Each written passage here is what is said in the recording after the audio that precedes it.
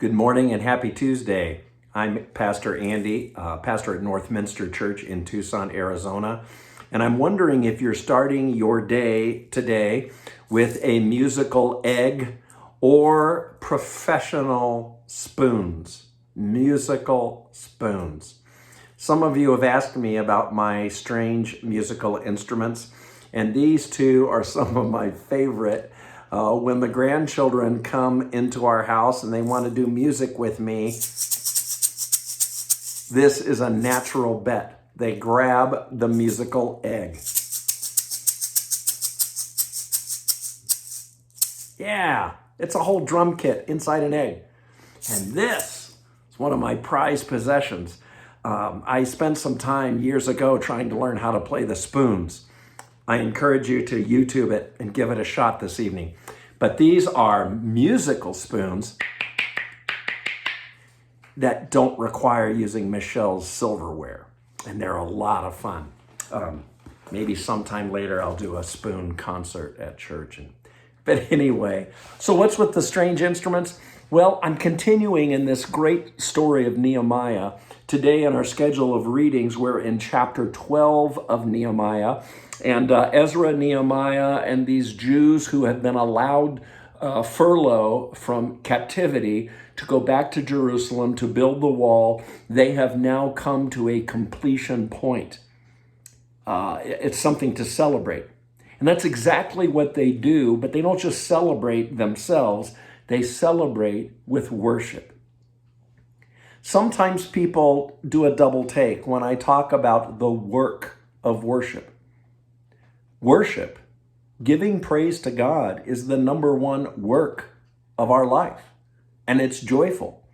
We read in Nehemiah 12, they're going to dedicate the wall. It's a moment to celebrate. So they go out into the countryside finding Levites. We need to find these priests. We need to find musicians. And we read that they found singers, lots of singers. They found priests to serve in the celebration. And they also put out a plea for cymbals, harps, lyres, rhythmic eggs, and spoons, or something like that. And then they gather the folks together. There's this glorious celebration. You can read about it in Nehemiah 12 and listen to how it's summed up, this moment of praise and thanksgiving. They offered great sacrifices that day and rejoiced, for God had made them rejoice with great joy. The women and children rejoiced, and the joy of Jerusalem was heard far away.